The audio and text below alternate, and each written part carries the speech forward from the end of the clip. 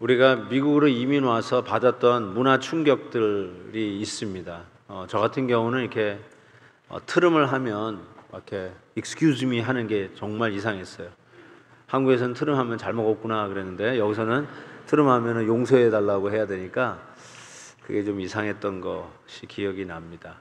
대신에 또 코를 풀 때는 또 가만히 있어요. 실은 코 풀 때 더 정말 기분 나쁘고 밥맛 떨어지는데 코 풀 때는 또 가만히 있는데 잘 먹었다고 트름할 때는 왜 또 excuse me를 하나 이런 생각이 듭니다. 여기서 살다가 한국 잠깐 다녀오면 뭐가 제일 힘드냐면요, 툭툭 부딪히는데 아무도 excuse me를 안 해. 지하철에서 있는데 탁 치고 가는데 뒤돌아보는 거야. 언제 excuse me 하나 기다리는 거야. 그런데도 안 하고 가더라고. 그게 아마 문화의 차이가 아닌가 싶어요. 여러분, 이렇게 이민을 오고 또 우리가 또 다시 한국에 돌아가도 이 차이를 보면 실은 운전하는 문화도 다 다르고요, 유턴하는 것도 다르고요, 레프턴 하는 거, 피턴 하는 거, 미국에는 피턴이라는 말 자체가 없는데 이런 것들을 보면 너무너무 어색해요. 다 달라지는 거예요. 여러분이 저에게 예수 믿기 전과 예수 믿은 후의 변화가 어느 정도의 변화냐고 묻는다면 저는 이렇게 얘기할 수 있어요. 몽땅 변해야 돼요. 예수 믿기 전하고 예수 믿은 후에 한 10%만 변하면 그거 예수 믿는 거다, 이렇게 이야기할 수가 없어요. 싹 몽땅 처음부터 끝까지 예수 믿기 전하고 예수 믿은 후는 싹 바뀌어야 돼요. 얼굴 표정, 말투, 또 사람 대하는 자세, 생각, 특별히 인생관, 목적관, 자녀 교육관, 자기 비즈니스관, 직장에서 일하는 직업 윤리, 이런 모든 것들이 예수 믿으면 싹 바뀌어요.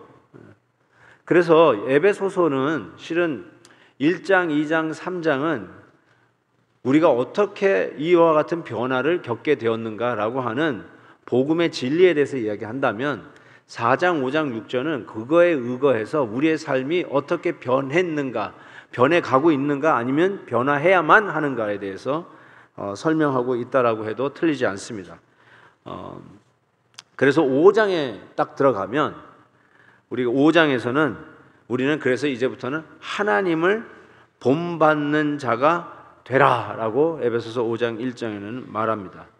여러분, 우리는 누구를 닮고 싶습니까? 여러분, 누구를 닮아가기 위해서 노력하십니까? 돌아가신 아버님을 닮아가려고 하십니까? 대통령을 닮아가려고 하십니까? 우리 이 지역을 참 이렇게 복지에 힘쓰는 국회의원을 닮아가려고 하십니까? 우리 예수 믿는 사람들은 에베소서는 예수 믿는 사람을 그리스도 안에 있는 사람이라고 얘기합니다. In Christ. 그리스도 안에 있는 사람들은 우리는 하나님을 본받는 자가 되어야 한다라고 얘기합니다. 우리 모든 면에 있어서 하나님을 본받는 자가 되어야 된다. 자, 그런 의미에서 오늘 본문은 우리가 어떻게 그 하나님을 본받는가, 특별히 이 본문 끝나고 나서는 이제 가정 얘기로 바로 들어갑니다. 그 가정을 설계하는 데 있어서 밑그림과 같은 설계도예요. 그런 의미에서 오늘 본문은 아주 중요한 의미를 갖는데 실은 세 가지를 오늘 본문에서 서로 대조를 시켰어요. 첫 번째는 지혜로움과 지혜 없음, 두 번째는 어리석음과 하나님의 뜻을 이해, 세 번째는 술 취함과 성령 충만을, 이렇게 딱 세 가지로 비교하는 것을 볼 수 있습니다. 특별히 이 지혜의 부분을 오늘 본문에서는 가르칩니다. 예수 믿으면, 그리스도 안에 있으면 우리에게 제일 중요한 게 뭐냐면 지혜롭게 행하는 것입니다.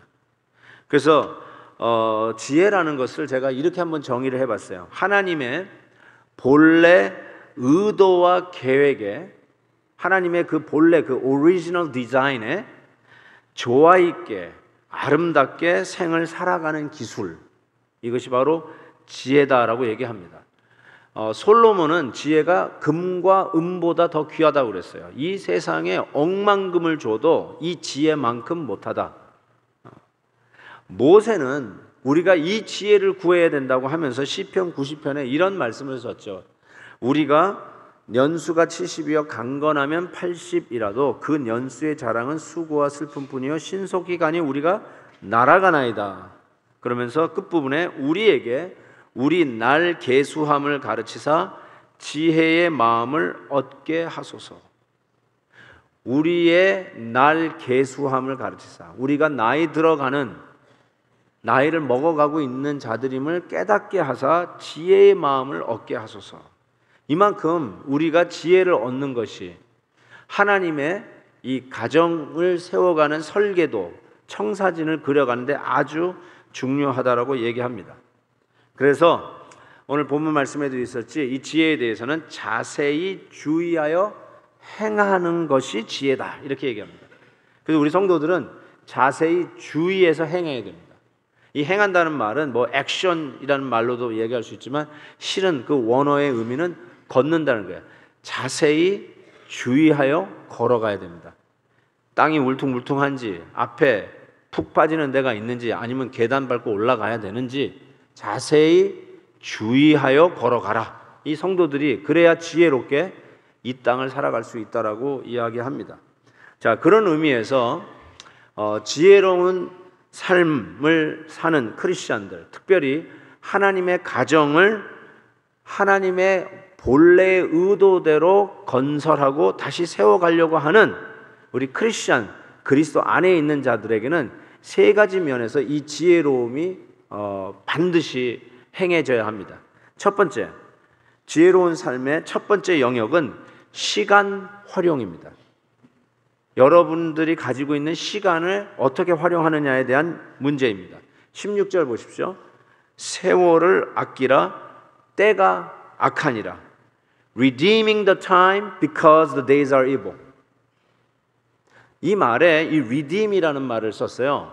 우리 한국말로는 아낀다, 세이브한다, 전략한다는 이런 표현을 썼지만 그 본래 단어가 redeeming. redeeming이라는 단어는 언제 쓰냐면 노예를 돈을 주고 자유인으로 풀어주는 거, 그게 바로 redeeming입니다. 그 단어를 시간에 썼어요. 시간이 노예와 같이 갇혀있는 시간을 돈을 주고 풀어 되돌리는 의지적 행위, 이게 바로 세월을 아끼는 행위라고 이야기할 수 있습니다. 그러니까 이렇게 얘기할 수 있습니다. 여러분이 만약에 시간, 세월을 의도적으로, 계획적으로 사용하지 않으면 여러분이 원튼 원하지 않든 결과적으로 여러분은 여러분의 시간을 악하게 사용하는 꼴이 된다라는 것이 오늘 말씀이에요. 세월을 아끼라, 때가 악하니라. 그러니까 시간에 대한 어떤 의도적 계획성 있게 쓰지 않으면 여러분은 시간을 악용하게 되고 아무 뜻 없이 소위 우리가 잘 쓰는 말, 시간을 죽이는 것들, killing time, 멍하게 시간을 그냥 소비하는 것, 그런 식으로 지나는 것이 무슨 악하게 쓰는 거냐 할지 모르지만 성경은 그렇게 계획도 없이 철저하게 의도적으로 시간을 전략하지 않으면, 계획성 있게 쓰지 않으면 결국은 여러분은 그 시간을 악을 위해서 쓰는 꼴이 된다는 뜻이에요.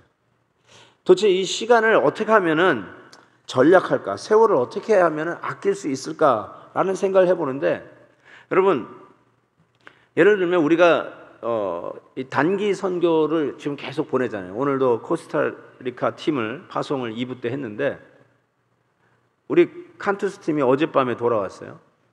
여러분 이렇게 단기 선교를 나가려고 하면 그분들은 틀림없이 이거를 가기 위해서 그 전에 시간 계획을 분명히 합니다. 무엇을 자기 부재 중에 해놔야 될지 그걸 빈틈없이 하고, 또 부재 중에 어떻게 메꿔야 될지 해가지고 전부 다 타임 스케줄을 딱딱 잡아가지고 1년 중에 한 10일, 20일을 딱 끊어가지고 요 시간을 내어서 스케줄을 잡습니다. 여러분 굉장히 의도적, 계획적 시간 계획입니다. 그렇지 않으면 여러분의 그런 루틴 과정 속에서 10일을 선교에 딱 떼어내 쓸 수가 없어요. 계획성 있게 써야 그 정도 10일 정도가 나옵니다. 저는 어떤 의미에서는 성도들에게 있어서의 시간을 계획 있게 쓰는 거는 마치 단기 선교 나가는 사람들이 시간 계획을 하듯이 1년 365일 시간을 전략하며 계획하며 써야 한다라고 생각해요. 의미 없이 시간을 낭비하시면 악하게 쓰는 것이고, 아니 때를 악하게 만드는 원인이 된다는 것입니다. 또 한 가지, 어떻게 시간을 전략하는가? 제가 성령의 열매 설교를 하다가 절제 부분에 이런 설교를 했어요. 절제는 급한 것보다 중요한 것을 먼저 하는 게 절제입니다.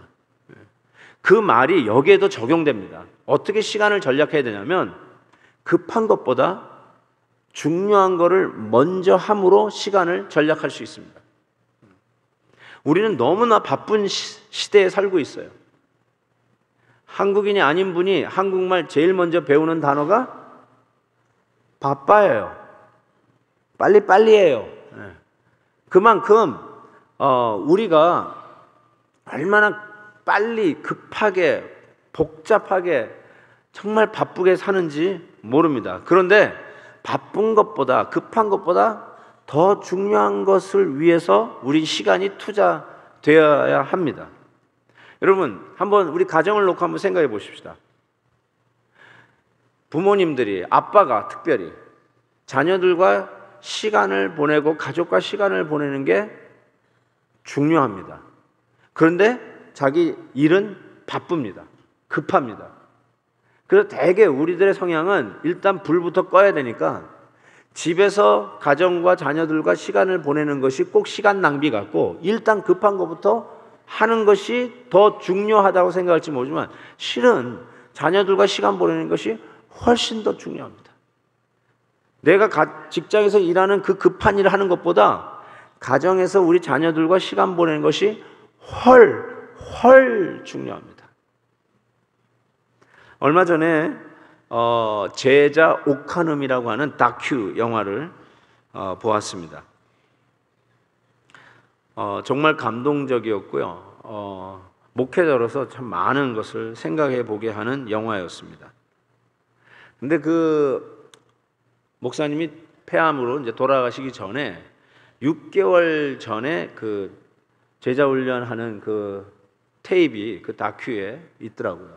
그렇게 보는데 완전히 이제 서서 강의도 못 하시고 앉아서 이렇게 마지막 강의를 하시는데, 이 제자 훈련을 하면서 뭐 그 목회의 어떤 본질적인 거 이렇게 막 이야기를 하다가 제자 훈련에 대한 여러 가지 누명, 오명들이 있는데 그런 건 믿지 마세요. 뭐 제자 훈련을 하면은 목회 이 본질이 아니라는 등, 이거 하면은 너무나 힘들다는 등, 이거는 그냥 단순히 교회 성장하려고 하는 노하우 프로그램이라는 등, 이런 거 듣지 마세요. 막 그러시더니 그래도 하나는 들을만 하대요. 이게 뭔가 그랬더니 제자 훈련하면 골병 든대요. 그랬더니 막 다 들어요. 진짜 골병 들 정도로 바쁘거든요. 정말 열심히 해야 되거든요. 그러면서 하시는 말이 나중에 후배 목회자들에게 남기는 유언 아닌 유언 같은 말씀이 이런 거였어요. 제자 훈련하면 건강이 희생이 되고 가족을 희생해야 된대. 근데 가족 희생하지 마라, 그 얘기를 하더라고요.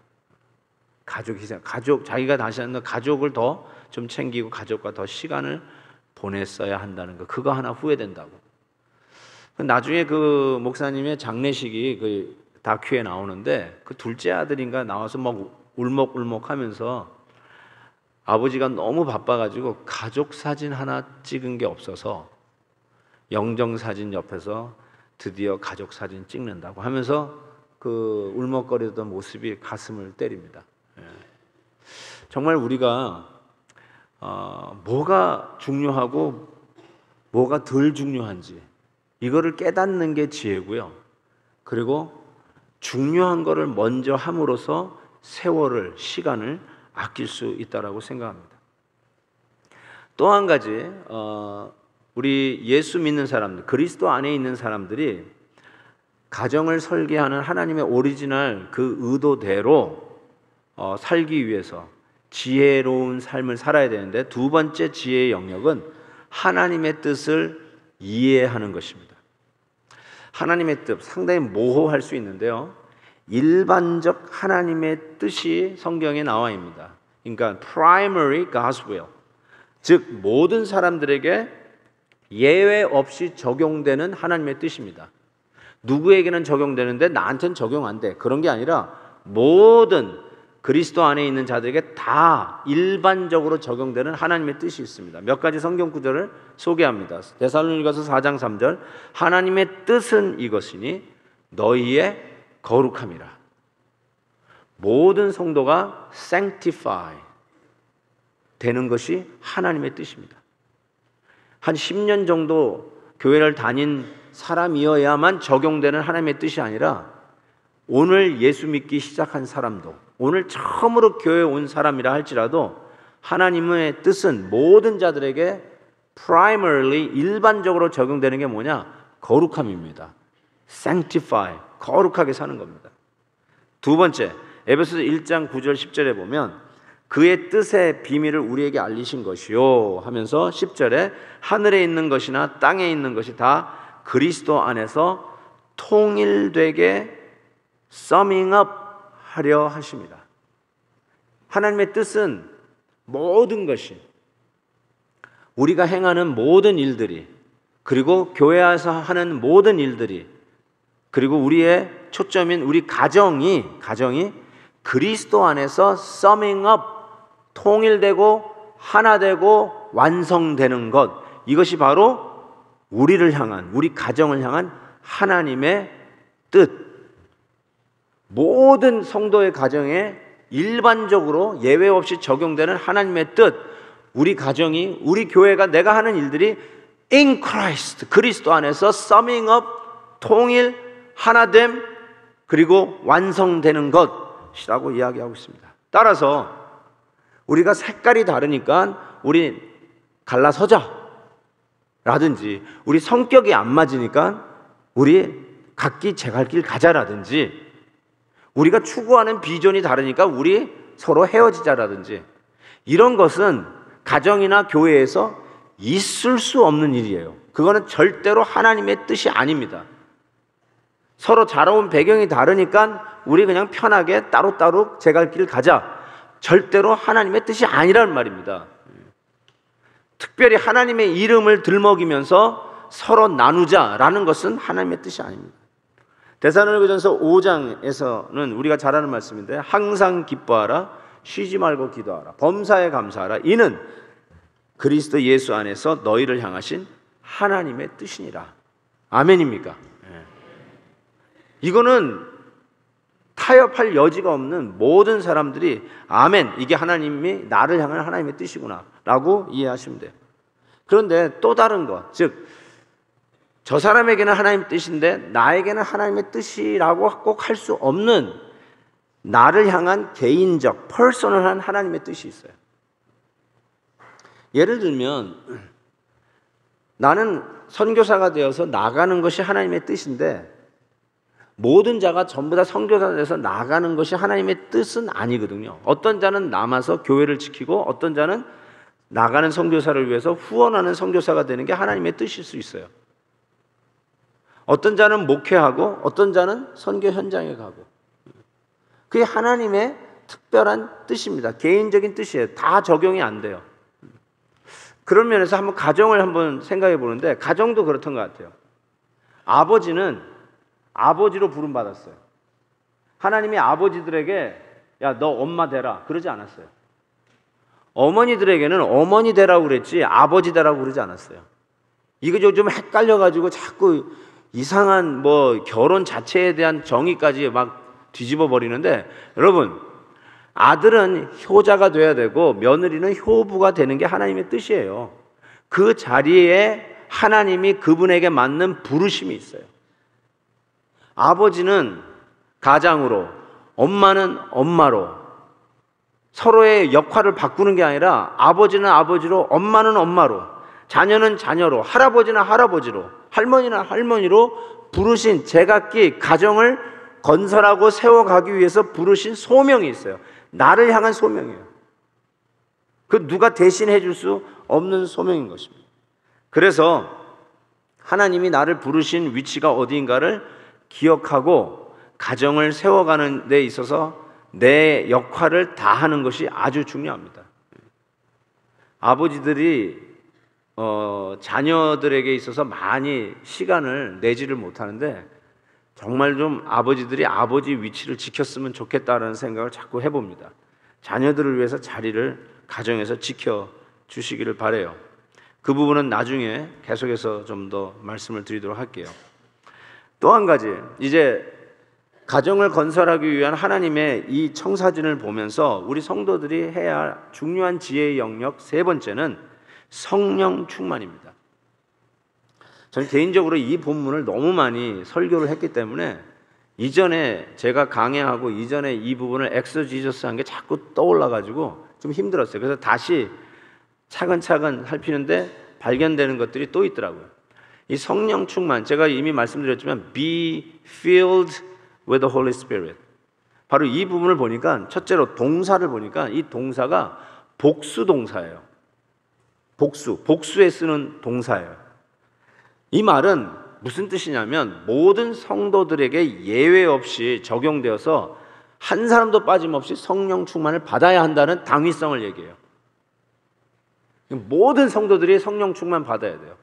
우리 성가대도 성령 충만 받아야 되고 우리 오케스트라도 성령 충만 받아야 되고 아래층에 앉은 사람도 성령 충만 받아야 되고 2층에 앉은 분도 성령 충만 받아야 돼요? 말아야 돼요? 받아야 돼요. 예. 2층에 있으니까 면제되는 게 아니에요. 다 모든 사람 예외 없이 한 사람도 빠짐없이 성령 충만을 받아야 한다는 메시지가 여기 담겨 있고요. 두 번째, 그 태를 보니까 수동태예요. passive, be filled. 그런 의미에서 성령 충만을 채우시는 그 주체자가 하나님이시라는 것을 분명히 합니다. 의도적, 인위적 매니플레이션으로 성령 충만 흉내도 못 냅니다. 이거는 하나님이 채우시는 것입니다. 그 다음에 시제는 현재예요. 현재형이에요. 이게 우리 시제하고요 헬라어 시제가 조금 다릅니다, 여러분. 왜 다르냐면 헬라어는 어디에 중점을 두냐, 이게 계속 동작이냐 한 번 동작으로 끝나느냐에 항상 관심을 가지고 현재냐 아니면 완료냐 이거를 의도적으로 써요. 근데 우리 한국말이나 영어는 그게 잘 안 돼 있어요. 그래가지고 이 부분을 이렇게 메시지로 확 와닿지는 않는데 실은 이 부분이 현재 시제라는 게 무슨 의미냐, 제가 예를 한번 들어볼게요. 예를 들어서 담배 피는 남편이 건강이 좀 우려돼서 아내가 남편에게 stop smoking 했어요. 그때 stop이 현재형 맞죠? 영어로도 stop smoking. 그때 그 현재형 stop smoking은 의도가 뭐냐면 지금만 담배를 피지 말라는 게 아니라 내일도 모레도 영영 피지 말라는 뜻이에요. 계속적으로 피지 말라는 거예요. 그래서 헬라어에는 계속 동작 현재형으로 stop을 써요. 의도적으로. 무슨 말인지 아시겠죠? 근데 예를 들어서 여러분이 금연 사인이 붙어있는 식당에 가서 밥을 먹다가 담배를 폈어요. 그래서 웨이트리스가 와가지고 stop smoking, 영어로는 똑같아요. stop smoking 했어요. 근데 그때 그 웨이트리스가 하는 말은 내년도 내후년도 평생 피지 말라는 뜻이 아니라 여기서 일순간 여기서 끊으라는 소리예요. 그렇죠?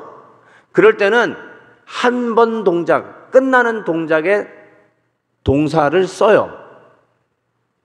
그러니까 여기서는 이런 헬라어 구조 사고방식 속에서 이 말을 현재형으로 썼다는 말은 앞으로 계속 성령의 충만함을 받으라는 뜻이에요.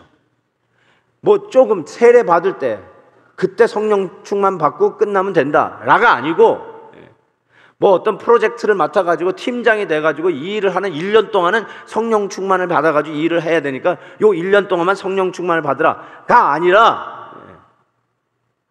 이제는 뭐 교회 리더가 됐으니까 뭐 이제는 뭐 섬기는 자가 됐으니까 성령 충만 받으라, 다른 때는 상관없고 요 때는 받으라, 그게 아니라 항상 언제든지 성령 충만한 상태가 계속 유지돼야 되는 것을 이야기하고 있어요. 그러니까 우리 성도들에게는, 그리스도 안에 있는 자에게는 성령 충만하지 않은 상태가 없어야 된다는 뜻이에요. 언제나 가정에서나 직장에서나 교회에서나 밖에서나 항상 성령 충만한 하나님의 사람이 되어야 한다라고 말씀을 드립니다. 그럼 도대체 성령 충만한 삶이 뭘까? 계속해서 본문이 설명을 하고 있는데 네 동사가 따라서 나와요. 분사형 동사 participial phrase가 나오는데 19절에 보니까 시와 찬송과 신령한 노래들로 화답하고 speaking 너희의 마음으로 주께 노래하며 찬송하며 singing 20절에 범사의 우리 주 예수 그리스도의 이름으로 항상 아버지께 감사하며 thanksgiving 21절 그리스도를 경외함으로 피차 복종하라 submitting 이 네 동사 분사형 동사가 바로 성령 충만을 설명하는 단어라고 이야기할 수 있을 것입니다.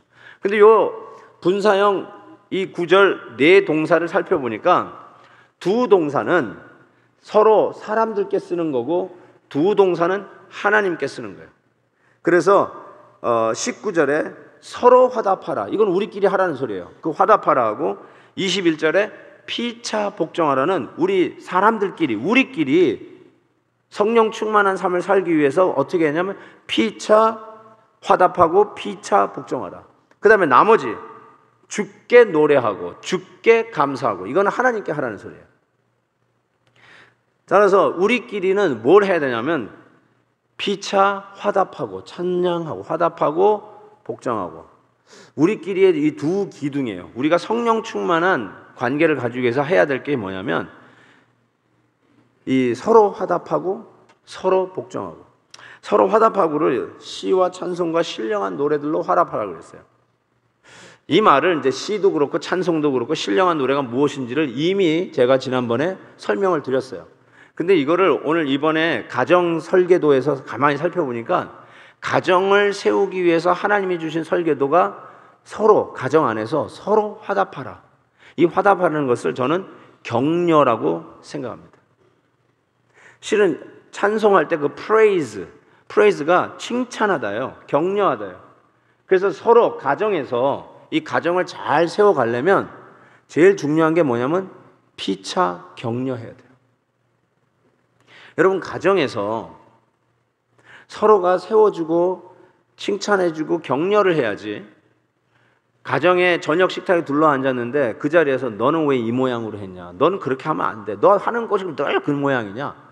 그러면서 무슨 갑자기 비판하는 테이블이 되고 서로 끌어내리는 것이 가정이 되어서는 절대로 안 됩니다. 밖에서 완전히 비업 당하고 힘들었다 할지라도 가정에만 들어오면 격려와 위로와 다시 용기를 가져야지. 가정에 앉아가지고 서로 무슨 비판하는 서로 흠집내기 하는 것은 가정이라고 이야기할 수 없습니다. 그래서 아빠가 이 집에 있으니까 참 든든하고 너무 좋다 하면서 아빠도 세우고 역시 가정에 당신이 있으니까 꽃이 핀 것 같아 라고 하면서 아내도 세우고 우리 아들 딸 보면서 야 너희들은 우리의 보석이다 우리 내일의 주인공들이다 하면서 서로 격려하는 그런 현장이 돼야지 너는 맨날 밥만 먹으면서 하는 게 없냐 뭐 이런 얘기를 한다든지 공부는 너는 언제 하려는지 하고 서로 비판하는 자리가 가정이 되어서는 안 돼요. 격려하는 자리가 바로 가정이라는 것을 여러분이 꼭 좀 기억하셨으면 좋겠어요. 지난 우리 가족은요 집에서 다 살아요. 다 사는데 셋째가 이제 대학을 다니니까 기숙사에 있어서 5 식구만 집에 있고 걔는 이제 밖에 나가 사는데 이틀 전에 집에 왔어요. 그러니까 6 식구가 집에 다 같이 있는데 너무너무 기분이 좋은 거예요. 너무너무 좋아요. 6 식구가 집에 다 있는 게 왜 이렇게 좋은지 모르겠어요. 그냥 흐뭇하고요. 그래서 방방이 돌아다니면서요 자고 있는 애들 머리에 손을 얹고 축복기도 해줬다니까요. 너무너무 좋아서. 근데 모처럼 만나가지고 반갑다 하고 이제 어제였군요. 어제 이제 자고 일어나서 이렇게 허그를 하는데 애가 쑥 큰 거예요. 대학교 때도 애가 크더라고요. 이게 쑥 커요. 그래서 너 왜 이렇게 컸냐고 말하니까 진짜로 이만큼 컸어요. 막 그러면서 야 우리 아들 뭐 키도 크고 너무 멋있다. 뭐 이제 6풋 다 될 것 같다. 막 이러면서 있는데 갑자기 뒤에서 따가운 눈총을 느꼈어요. 딱 보니까 저보다도 키가 작은 장남이 째려보고 있었습니다. 그걸 딱 의식하니까 이제 우리 아내도 옆에서 야 너도 한번 아빠하고 키 재봐. 그러니까 우리 아들이 둘째 아들이 이 정도 크니까 우리 아들하고 딱 장남하고 재는데 알거든요. 장남이 저보다 조금 작아요. 그래서 제가 장남하고 재면서 내 몸을 낮췄어요. 그랬더니 너도 크네? 이렇게 했죠. 그랬더니 갑자기 확 얼굴이 밝아지더라고요. 여러분 이게 격려예요. 이게 격려예요. 너는 동생보다 많이 먹으면서 이게 뭐야? 이러는 게 아니에요. 그거는 가정에서 있을 수 없는 일이에요. 서로 격려하는 것. 여러분 교회는 가정보다 조금 큰 게 교회고요. 교회보다 조금 작은 교회가 가정입니다. 그러니까 가정이 이렇게 격려라면 교회도 이런 격려가 있어야 돼요. 격려를 먹고 사는 거예요, 우리가. 여러분이 교회에서 서로 나누는 대화 속에 격려가 많은지 비판이 많은지 한번 정말 뒤돌아보세요. 가정의 식탁 테이블에서 너는 왜 이 모양이냐, 왜 이렇게 했냐고 따지는 게 가정이 아니듯이 교회에서도 그러면 안 돼요. 서로 격려해주고 세워주는 게 바로 하나님이 오리지널 디자인 for family, 가정을 위해서 하나님이 만드신 청사진이에요. 두 번째로는 아까 얘기한 것처럼 피차 복종하라고 그랬어요. 그게 가정을 세우는 또 하나의 이 기둥과 같은 것인데 피차 복종하라. 이 현대인들이 이 복종이란 말 자체를 싫어해요. 그래서 다시 이 성경적 단어가 우리 가정에 회복이 돼야 된다 저는 믿습니다. 그래서 우리 가정은 복종이 문화가 돼야 돼요. 여러분 도대체 어떤 가정을 꾸며가기 위해서 여러분이 누구에게 어드바이스를 들었는지 모르지만 그 옆에서 처음으로 얘기해주는 사람이 참 중요하다고 생각해요. 어떤 못된 선배들은 결혼하는 신혼부부에게 뭐라고 어드바이스를 주냐면 야 초장에 잡아야 된다. 초장에 잡아야 결혼 생활이 편하다. 이런 얘기를 해요. 그래서 마치 전혀 결혼 생활이 뭔지 모르는 자들에게는 이 결혼이라는 것은 일단 헤게모니를 잡는 싸움이라고 착각하고 자꾸 누르려고 그러고 자기가 먼저가 되려고 그러고 그래요. 근데 여러분 성경을 보세요. 하나님이 우리에게 주신 오리지널 설계도에는 가정을 세우는 하나님의 그 의도는 뭐냐면 가정의 문화는 피차 복종이에요. 이 세상은 누가 먼저냐, 누가 힘이 더 세냐, 누가 밥을 제일 먼저 먹느냐, 누가 더 기득권을 갖느냐, 누가 더 목소리가 크냐, 이런 걸 가지고 싸우는 것이 이 세상적 가치관이라면 그리스도 안에 있는 가정은 누가 먼저 낮아지느냐, 누가 먼저 손 내미느냐, 누가 먼저 용서하느냐, 누가 먼저 양보하느냐, 누가 먼저 사랑을 실천하느냐, 누가 먼저 자기의 뜻을 내려놓느냐, 이것이 바로 기독교 그리스도를 모신 가정의 문화여야 된다는 거예요. 다시 한번 선언할 텐데요, 믿음으로 고백하시고 결단으로 고백할 수 있기를 바라요. 기독교인 가정의 문화는 피차 복종이어야 합니다. 2층 안 했어요. 내가 2층도 성령 충만 받아야 된다고 그렇게 얘기했는데 다시요. 2층 잘 들어볼까요? 기독교 가정의 문화는 피차 복종이어야 합니다. 정말 그래야 돼요. 여기 아멘 안 한 사람은 내일부터 가정 파탄 나도 난 책임 못 져요 이제. 자, 기독교인 가정은 피차 복종이어야 돼요. 그게 성경적 하나님이 설계한 가정의 모습이에요. 그리스도 안에서 피차 복종하라. 그것이 성령 충만의 사람들 우리끼리 해야 할 두 가지 기둥이라면 하나님께 하는 것이 또 나오는데, 하나님께 하는 거는 뭐예요? 노래와 찬양을 드리고 그 다음에 감사를 드리라고 그랬어요. 근데 이 노래, 찬양, 감사를 하나님 앞에 드리라고 그랬는데 자세히 살펴보시면 이 모든 것이 언제 일어나냐면 예배하는 컨텍스트에서 일어납니다. 찬양 드리죠, 노래하죠, 그 가운데 감사가 끌어오르죠. 그래서 저는 이거를 주께 해야 할 예배라고 생각합니다. 이게 주님께 드리는, 하나님 앞에 드리는 것임에도 불구하고 저는 아까도 얘기한 것처럼 서로 격려하고 복종하는 것이 가정을 세우는 중요한 기둥이라면, 또 하나의 기둥은 예배라고 생각해요. 예배. 우리 가정 안에서 하나님 앞에 드려지는 가정 예배라고 생각합니다.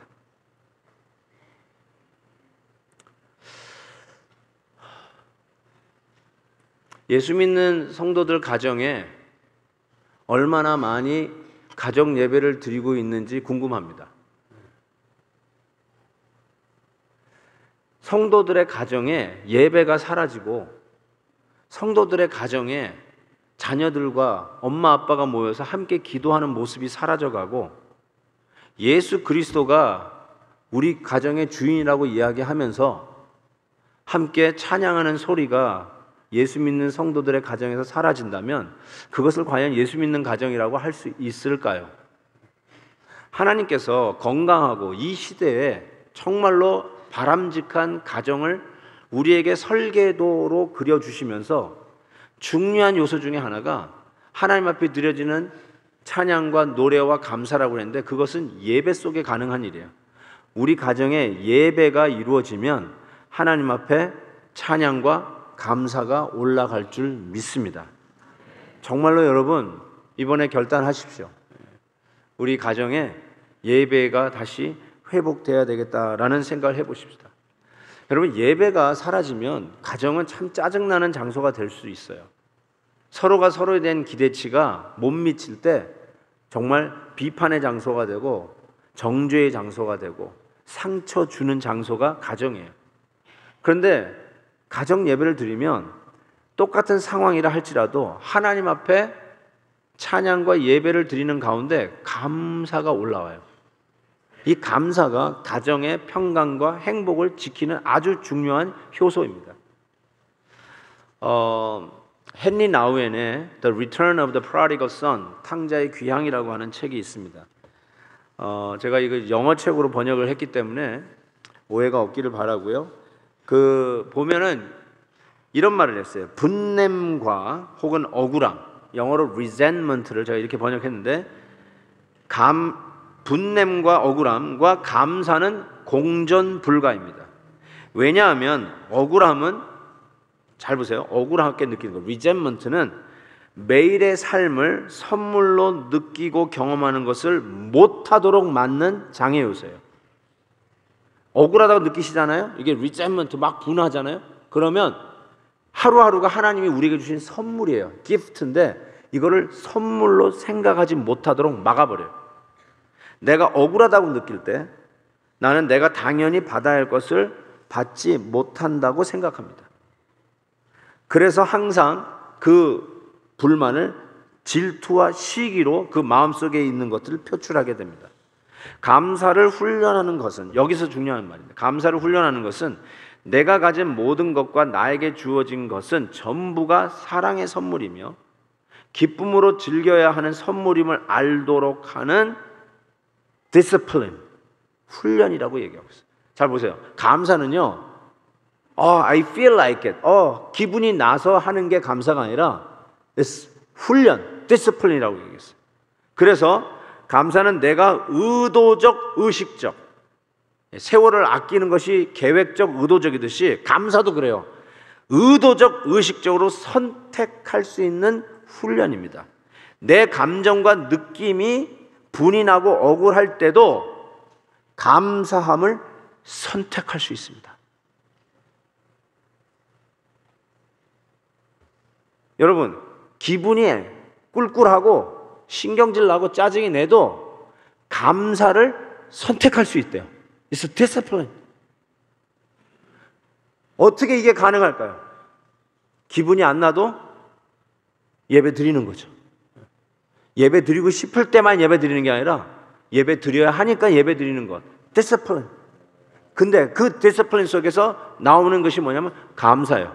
이 감사를 결단하면 다른 가정하고 똑같은 형편에 있다 할지라도 서로 짜증내고 비판하고 행복을 불행으로 바꾸는 수많은 가정 파탄이 있는 상황이라 할지라도 이 감사가 다스려지고 감사가 통치하고 하나님의 예배가 드려지는 그 가정은 하나님이 평강으로 행복으로 지켜주신다는 것입니다. 여러분, 이제 막 신혼부부가 되어서 어떤 가정을 설계해 갈까, 그런 사람들에게만 주어진 설계도는 아닙니다. 이 설계도는 어쩌면 우리 가정의 이런 새로운 설계로 다시 가정을 건설할 수 있을까 의심하는 분들을 위해서도 오늘 이 성경적 가정 설계도는 하나님이 주신 말씀이라고 저는 믿습니다. 자꾸 제 얘기해서 죄송한데요. 아까 그 아들이 이제 기사에서 돌아왔잖아요. 근데 걔 때문에 같이 보았던 영화가 떠올랐어요. 그 아들하고 제가 같이 봤던 영화인데, 이 영화 제목이 뭐냐면 존 큐예요. 존 큐인데 아마 별로 유명한 영화는 아니었을지 모르지만 덴젤 워싱턴이 주연한 아주 인상 깊은 감동적인 영화입니다. 근데 제가 왜 저 존 큐를 하냐면, 우리 그 아들이 대학에서 지금 기숙사에서 온 아들이 이름이 존 큐예요. 원래 존기인데 영어 스펠을 저렇게 썼어요. 존 큐로 썼어요, 제가. 그런데 영화가 존 큐가 나온 거예요. 야, 그래서 일로 와, 너 일로 와. 그래서 저 영화를, 존 큐라는 영화를 존 큐하고 같이 봤어요. 그게 기억이 나요. 그래서 같이 봤는데, 저 영화가 어떤 내용이냐면요, 저 덴젤 워싱턴이, 이 아들이 이제 어린 아들이 야구를 하다가 이 심장이 멎어요. 그래가지고 그냥 완전히 그 자리에서 꼬꼬라 쓰러지는데 병원으로 실려갔어요. 어쨌든 상황이 급박하게 돌아가면서 빨리 심장 이식 수술을 하지 않으면 죽어요. 그래서 이 심장 이식 수술하기 위해서 막 하는데 뭐 여러 가지 뭐 복잡한 이런 병원과의 관계, 아주 컴플릿하고 뭐 인컴 뭐 이런 거에다가 어쩌면 그 약간 그 인종 레이셜 문제까지도 예민하게 다뤄가면서 이 아들의 심장 이식 수술을 못 해주겠다, 이런 결과가 나왔어요. 그런데 아들은 죽어가는 거예요. 지금 이식 수술 안 하면 그 아들이 죽는 거예요. 그러면서 그 엄마가 그 아빠 덴젤 워싱턴에게 이래요. You gotta do something. You gotta do something for my son. 막 이러면서 얘기하는 그 장면이 나와요. 그때 이 아버지가 어떻게 하는 줄 아세요? 총을 들고 병원으로 들어갑니다. 자기 아들이 입원되어 있는 병원으로 들어가 있어요. 그리고는 이렇게 얘기해요. 아무것도 이식 수술 할 수 없다면, 이식 줄 자도 없다면 내 심장 빨리 이식 수술하라고. 안 하면 죽을 줄 알라고 하면서 의사를 협박하면서 당장 나를 째고 이 심장 드러내가지고 내 심장을 아들에게 지불하는 거예요. 그래서 영화가 된 거예요. 그래서 영화가 된 건데 너무너무 감동적이었어요. 저는 그게 너무너무 감동적이었어요. 야, 이런 거구나. 아버지의 사랑이 이런 거구나. 그래서 제가 그거 보다가 옆에 있는 존 큐에게 이렇게 얘기했어요. 만약에 저런 상황이 너에게 똑같이 일어난다면 아빠 저렇게 할 수 있다? 그랬어요. 그랬더니 이 아들이, 그때는 꼬마였잖아요, 날 딱 쳐다보더니 Really? 이러는 거야.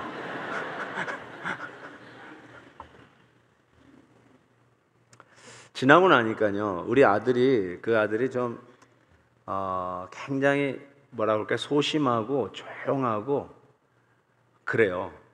남자답지 못하고.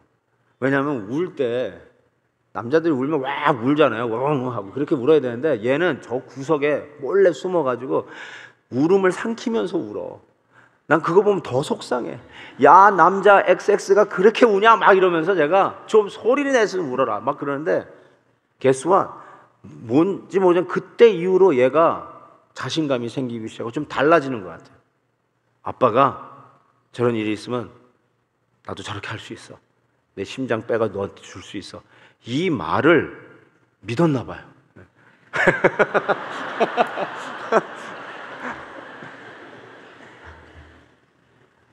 근데 여러분, 실은 우리 전부가 그 은혜 받은 거 아니에요? 우리 죽어가는데 예수님이 당신 생명을 우리에게 이식해서 우리 살리고 당신 죽은 거 아니냐고요. 그게 십자가 아니에요? 그 십자가의 은혜를 받으니까 우리가 우리의 가정, 허물어져 가지고 이게 수축이 될까? 이 엉망된 우리 가정이 다시 소망이 있을까라고 하는 상황이라 할지라도 우리 주님이 목숨 걸면서 십자가 지시면서 나를 살려내셨는데 그 은혜 받은 자로서 우리가 우리 가정 다시 하나님이 오늘 나에게 주신 이 설계도대로 우리 가정을 다시 지어갈 수 있지 않을까? 그 소망 가지고 한번 도전해 보자는 것입니다.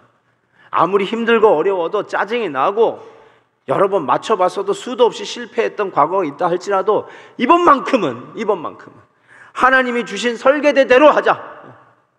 세상에서 주는 희한한 어드바이스 듣고 이렇게 해보고 저렇게 하다가 포기하는 그런 거 더 이상 밟지 말고 하나님이 오리지널 디자인 for our family, 원래 의도된 하나님의 가정 설계도대로 한번 차근차근 파운데이션 기초부터 그리고 기둥을 하나씩 세워가면서 한번 우리 가정을 말씀대로 다시 이 시대에 점점 말종이 돼가고 멸종이 돼가고 있는 거룩한 크리스찬 가정을 한번 제대로 다시 세워가자는 것입니다. 사랑하는 성도 여러분, 도전합니다. 가정 설계도 하나님이 주신 성경대로 다시 한번 우리 가정을 회복시키고 아버지는 아버지의 위치에서, 엄마는 엄마의 위치에서, 자녀들은 자녀들의 위치에서 하나님이 부르신 소명대로 하나님이 이 시대에 소망을 주신 가정, 그리고 가정보다 조금 더 큰 교회, 이 교회보다 조금 더 작은 가정 같은 교회 같은 이 가정을 하나님의 원래 블루프린트대로 다시 건설하는 놀라운 복이 저와 여러분에게 있기를 주의 이름으로 축복합니다. 이 시간 한번 같이 기도했으면 좋겠습니다. 우리 가정을 회복하기 위한 기도입니다. 다시 시도하고자 하는 결단입니다. 하나님 앞에 주여 우리에게 이러한 가정을 주시옵소서. 이러한 기둥들을 다시 세우게 해 주옵소서. 서로 격려하는 가정, 그리고 우리 가정의 문화는 서로 잘남을 자랑하는 것, 서로의 못된 것을 비판하는 것이 아니라 피차 복종, 그리고 하나님 앞에 다시 가정재단을 쌓는 예배, 찬양과 기도가 살아있고 감사가 우리 가정을 다스리는 그런 가정. 그래서 우리 모두가 다 성령 충만해서 이 시대에 빛을 밝힐 수 있는 소망 있는 가정으로 한번 세워가십시다. 신혼부부가 아니라, 결혼을 앞둔 사람들이 아니라 이미 결혼한 지 30년, 40년이 지난 분들이라 할지라도 다시 한번 하나님이 우리에게 주신 가정에 대한 이 청사진을 보고 하나님이 원하시는 대로 다시 한번 우리 가정을 수리하고 회복하고 다시 건설해가는 그런 은혜가 이번 가정의 달에 있기를 진심으로 바랍니다. 우리 다 같이 한번 하나님 앞에 결단하며 우리 가정 회복을 위한 귀한 기도를 드리겠습니다. 기도하겠습니다. 오 하나님 아버지, 오늘도 주님께서 귀한 가정을 향한 설계도를 우리에게 허락하여 주시니 감사합니다. 하나님 믿사오니 하나님의 본래의 의도와 계획에 맞게 하나님 지혜롭게 우리의 가정을 세워갈 수 있게 하여 주옵소서. 하나님 우리의 세월을, 시간을 계획적으로 하나님 아끼며 우리 가정을 위해서, 더 중요한 일을 위해서 투자하기를 원합니다. 오 하나님 아버지, 아버지를 잃어버린 우리 가정, 엄마를 잃어버린 우리 가정에 하나님 진정 다시 한번 우리가 하나님이 원하시는 가정을 세워갈 수 있도록 도와주시기를 원합니다. 하나님 서로 격려하는 가정 되게 하시고, 서로 인커리지하는 가정 되게 해주시고, 서로 순종하는 가정이 되게 하여 주셔서 하나님이 다스리는 성령 충만한 가정으로 다시 하나님 우리 가정을 일으켜 주시옵소서. 예수 그리스도의 이름으로 감사하며 기도하옵나이다. 아멘.